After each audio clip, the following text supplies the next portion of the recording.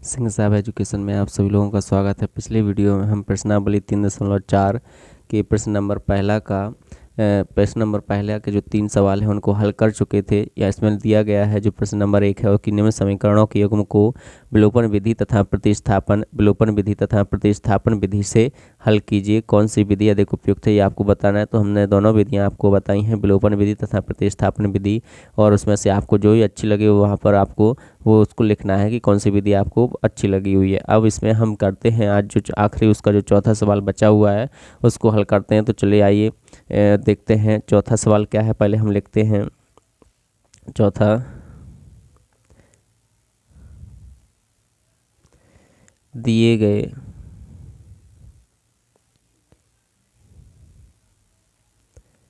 समीकरण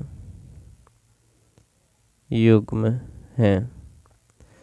दिए गए समीकरण युग्म हैं। क्या दिए गए हैं समीकरण युग्म? पहले हम उनको लिखते हैं जो हमारे लिए समीकरण युग्म दिए गए हैं। तो पहला है x/2 प्लस 2y/3 बराबर में कितना, -1। तो यहाँ पर चलिए पहले इसको हम हल कर लेते हैं, फिर समीकरण 1 नाम दे देंगे। तो यहाँ पर 2 और 3 का लघुत्तम लेंगे तो 2 और 3 का लघुत्तम लेने पर हमारा कितना आ रहा है, 2 और 3 का लघुत्तम लेंगे तो 6 आएगा। यहाँ पर 2 का भाग 6 में देंगे तो 3 बार, और 3 का गुणा x में करेंगे तो 3x, और प्लस 3 का भाग 6 में देंगे तो 2 बार, और 2 का गुणा 2 में करेंगे तो 4y बराबर में कितना, -1। अभी यहाँ पर 6 कहाँ पर है, बटे में, तो बराबर के साथ जाएगा तो कहाँ पहुँच जाएगा, गुणा में। तो 3x प्लस 4y और बराबर -1 यहाँ पर है, और गुणित ये वाला 6 बटे में है, बराबर के साथ जाएगा कहाँ पहुँच जाएगा, गुणा में। तो 3x प्लस 4y बराबर कितना हो जाएगा, -6।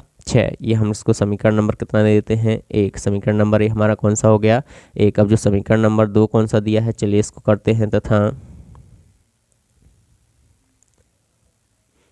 समीकरण 2 क्या दिया गया है, x माइनस के y बटे में कितना, 3 बराबर में कितना है, 3। तो इसके x के बटे में कुछ नहीं तो कितना कर लेते हैं, 1 कर लेते हैं। तो चलिए यहाँ पर 1 कर लिया, 1 और 3 का लघुत्तम लेंगे तो कितना आएगा, 3। तो 1 और 3 का लघुत्तम लिया, 3 आया। 1 का भाग 3 में देंगे, 3 बार जाएगा। 3 का गुणा x में करेंगे कितना आएगा, 3x, माइनस 3 का भाग 3 में दिया, 1 बार गया, और 1 का गुणा y में करेंगे तो कितना आएगा, y ही आएगा, बराबर में कितना, 3। अब यहाँ पर जो बटे में 3 है बराबर के उस साइड ले जाएंगे तो कहाँ पहुँच जाएगा, गुणा में। तो चलिए यहाँ पर आएगा 3x माइनस y बराबर 3 गुणित 3। तो 3x माइनस वाई बराबर 3 त्रिका कितना, 9। तो चलिए यहाँ पर ये हो गया कौन सा, समीकरण नंबर 2। 3x माइनस के वाई बराबर कितना हो गया, 9। तो ये समीकरण नंबर कितना हो गया, 2।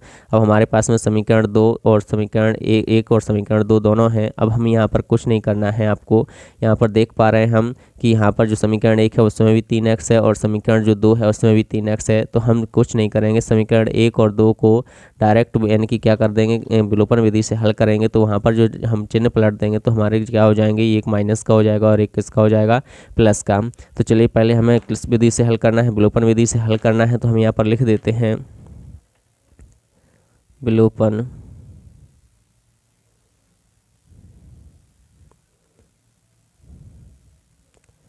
विधि से हल करने पर, विलोपन विधि से हल करने पर। तो विलोपन विधि से हल करना है तो हमारे लिए पहला जो समीकरण है उसमें कुछ नहीं करना है। पहले समीकरण और दूसरे समीकरण को यहाँ पर हम लिखेंगे समीकरण 1 व समीकरण 2 को विलोपन विधि से हल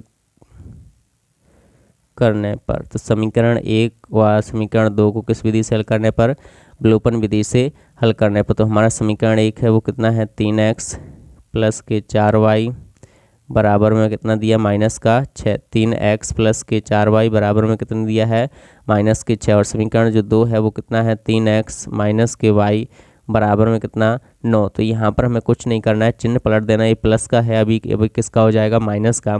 और ये माइनस का है तो ये किसका हो गया, प्लस का। और ये भी किसका है, प्लस का है, तो ये भी किसका हो जाएगा, माइनस का। तो चलिए यहाँ पर जो आपका 3x ये प्लस का है और ये 3x किसका है, माइनस का। ये 3x किसका है, प्लस का, और ये 3x किसका है, माइनस का। तो ये क्या हो जाएंगे, आपस में कट जाएंगे, विलुप्त हो जाएंगे। 4y ये प्लस का है और ये प्लस का, और 1y भी ये किसका है, प्लस का। तो यहाँ पर कितना हो जाएगा, 5y। 4y और 1y कितना हो जाएगा, 5y बराबर यहाँ पर माइनस का 6 और माइनस का 9। तो जोड़कर दोनों माइनस के हैं तो चिन्ह किसका आएगा, माइनस का। और दोनों जुड़ जाएंगे तो 9 और 6 कितने हो जाएंगे, 15। 9 और 6 कितने हो जाएंगे, 15। तो यहाँ पर हमारे जुड़ गए तो 9 और 6 किसके हो गए, माइनस के 15 हो गए। अब यहाँ पर देखिए y बराबर, यहाँ पर जो 5 है वो किसमें है, गुणा में। बराबर को उस साइड जाएगा तो कहाँ पहुँच जाएगा, बटे में। बराबर को उस साइड जाएगा तो कहाँ पहुँच जाएगा, बटे में। तो y बराबर 5 से काट दो, 5 एकम 5, 5 3 15। तो कितना आएगा, माइनस के 3। y बराबर कितना आ गया, माइनस के 3। चलिए y बराबर जो हमारा यहाँ पर आया है, y बराबर माइनस के 3 आ गया है। अब हम क्या करेंगे, इस y का मान समीकरण हम 1 या 2 में से किसी में भी रख देंगे। समीकरण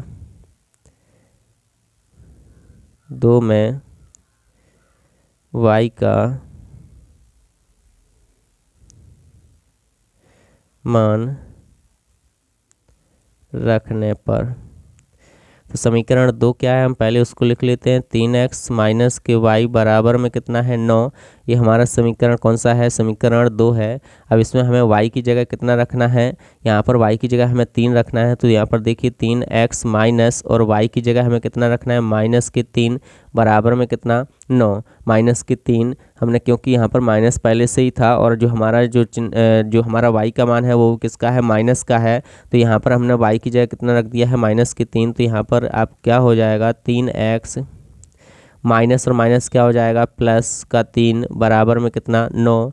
तो यहाँ पर 3x बराबर, ये 3 बराबर के उस साइड जाएगा तो किसका हो जाएगा, माइनस का। तो 3x बराबर 9 में से 3 जाएगा, कितना बचेगा, 6। 9 में से 3 गया तो कितना बचा, 6। चलिए इसको और आगे देखते हैं। 3x बराबर कितना आ गया, 6। तो x बराबर कितना आ जाएगा, 6/3। यहाँ पर जो 3 है गुणा में है, बराबर के उस साइड जाएगा, कहाँ पहुँच जाएगा, भाग में। तो यहाँ पर कितना आ गया, 6/3। तो 3 एकम 3, 3 दूनी 6। तो हमारा जो x बराबर आया है वो कितना आ गया, 2। x बराबर कितना आ गया, 2। तो चलिए यहाँ पर हमारा x बराबर 2 हो गया है और y बराबर हमें कितना मिला है, माइनस के 3। तो हम यहाँ पर लिख देंगे, अतः x बराबर 2 और y बराबर कितना, माइनस के 3। जो यही हमारा क्या है, यही हमारा क्या है, आंसर है। जो यहाँ पर जो हमें विलोपन विधि से मिला है, हमारे लिए यही क्या हो जाएगा, हमारा आंसर हो जाएगा। आप किस विधि से हल करते हैं, अब प्रतिस्थापन विधि से हल करते हैं। तो प्रतिस्थापन विधि से हल करने के लिए हमने क्या बताया था कि प्रतिस्थापन विधि से हल करने के लिए आपको कुछ नहीं करना है। पहले जो एक समीकरण से x या y किसी का भी चर राशि का मान निकालकर दूसरे में प्रतिस्थापित कर देना है। तो यहाँ पर हम समीकरण इस समीकरण 2 से या 1 से किसी भी से भी आप ले सकते हो। चलिए हम यहाँ पर समीकरण 2 से लेते हैं। पहले हम लिखेंगे समीकरणों को किस विधि से, प्रतिस्थापन विधि से हल करने पर। आप अकेला प्रतिस्थापन विधि भी लिख सकते हो, समीकरणों को प्रतिस्थापन विधि से या फिर प्रतिस्थापन विधि से हल करने पर, जो चाहे आप अब लिख सकते हो, कोई दिक्कत नहीं है। यहाँ पर हम देखेंगे जो हमें लिखा है समीकरणों को प्रतिस्थापन विधि से हल करने पर। तो हम पहले तो समीकरण 2 ले लेंगे। समीकरण 2 हमारा क्या है, समीकरण 2 से एक किसी भी समीकरण से आप जिससे मान निकालो उसका मान जो है दूसरे समीकरण में रख देना। समीकरण 2 से हमने लिया है, तो समीकरण हमारा जो 2 था, हमारा समीकरण 2 था 3x माइनस के y बराबर 9। यही था हमारा समीकरण 2। तो समीकरण 2 ये है। इसमें y वर्ग जो यहाँ पर माइनस का है, बराबर को उस तरह ले जाएंगे तो किसका हो जाएगा, प्लस का। तो 3x बराबर 9 और प्लस का कितना हो जाएगा, y। 3x बराबर, यहाँ पर देखिए 3x और ये माइनस का y था, बराबर के उस साइड गया, किसका हो गया, प्लस का। अब यहाँ पर 3x बराबर 9 प्लस के y है। 3 यहाँ पर गुणा में है x के साथ में, बराबर के उस साइड जाएगा तो किसका हो जाएगा, प्लस का वो बटे में पहुंच जाएगा। यहाँ पर किस में है, गुणा में, बराबर के उस साइड जाएगा तो कहाँ पहुंच जाएगा, बटे में, बराबर के उस साइड जाएगा तो कहाँ पहुंच जाएगा, बटे में। इसको हम समीकरण नंबर कौन सा दे देते हैं, 3। समीकरण नंबर कितना दे देते हैं, 3। चलिए अब समीकरण नंबर ये 3 हो गया। समीकरण हमने 2 से निकाला है, तो समीकरण 1 में x का मान रखने पर, तो समीकरण 1 में x का मान रखना है, तो हमारा समीकरण 1 क्या है, पहले उसको लिखते हैं, 3x प्लस के 4y बराबर में कितना, माइनस के 6। 3x प्लस के 4y बराबर में कितना, माइनस के 6। ये हमारा समीकरण 1 था। इसमें हम x की जगह मान रखना है, तो 3 गुणित x की जगह है मान कौन सा रखना है, 9 प्लस के y बटे में कितना, 3, और प्लस के कितना है ये 4y बराबर में कितना, माइनस के 6। अब चलिए यहाँ पर देखिए 3 से ये 3 तो कट गया, कैंसिल हो गया। यहाँ पर कितना बचा, 9 प्लस के y और प्लस की कितना 4y बराबर में कितना है, माइनस के 6। अब यहाँ पर देखिए y और 4y, ये तो 4 और 1 y कितना हो जाएगा, 5y, और ये जो 9 है इस साइड प्लस का है, बराबर के उस साइड जाएगा, किसका हो जाएगा, माइनस का। तो ये माइनस का 6 पहले से है, और ये 9 बराबर के साइड आया तो किसका हो गया, माइनस का 9। तो यहाँ पर 5y बराबर कितना हो जाएगा, माइनस के 6 और माइनस के 9 जुड़ जाएगा तो कितना हो जाएगा, माइनस के 15। तो 5y बराबर कितना आ गया, माइनस के 15। अब यहाँ पर y के साथ में जो 5 है वो गुणा में है, बराबर के उस साइड जाएगा तो कहाँ पहुँच जाएगा, बटे में। तो माइनस के 15 बटे कितना हो जाएगा, 5। तो 5 एकम 5, 5 3 15। तो y बराबर जो हमारा आया है, y बराबर कितना आया है, माइनस के 3। y बराबर कितना आया है, माइनस के 3। तो चलिए हमारा जो y का मान मिल गया, हमें y का मान कितना मिला है, y बराबर मिला है हमारे लिए माइनस के 3। अब हम इस y के मान को किस में रखेंगे, या तो समीकरण किस में रख सकते हैं, हम 3 में रख देंगे। तो समीकरण 3 से हमारे लिए किसका मान मिल जाएगा, x का। तो y यहाँ पर y की जगह हम कितना रखेंगे, माइनस के 3। तो चलिए यहाँ पर समीकरण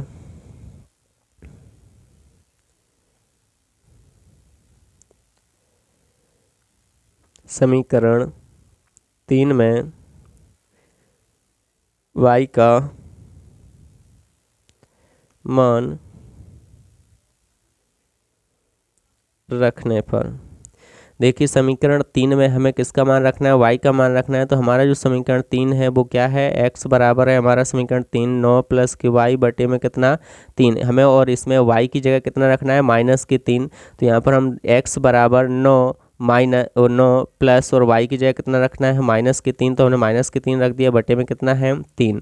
अब यहाँ पर x बराबर 9 और ये प्लस और माइनस क्या हो जाएगा, माइनस, बटे में कितना, 3। तो यहाँ पर x बराबर जो हमारा आएगा, 9 में से 3 का कितना बचा, 6, और बटे में कितना है, 3। तो 3 एकम 3, 3 दूनी 6। तो हमारा जो x का मान आया है वो कितना आया है, 2। तो दोनों विधियों से ही x का मान 2 आ रहा है और y का मान कितना आ रहा है, माइनस के 3। तो हम यहाँ पर लिख देंगे, अतः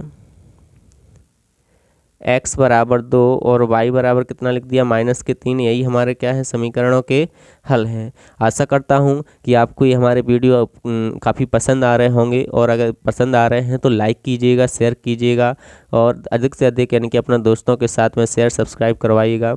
और हमें कमेंट बॉक्स में कमेंट करके भी बताइएगा कि आपको हमारे वीडियो कैसे लगते हैं। Thank you.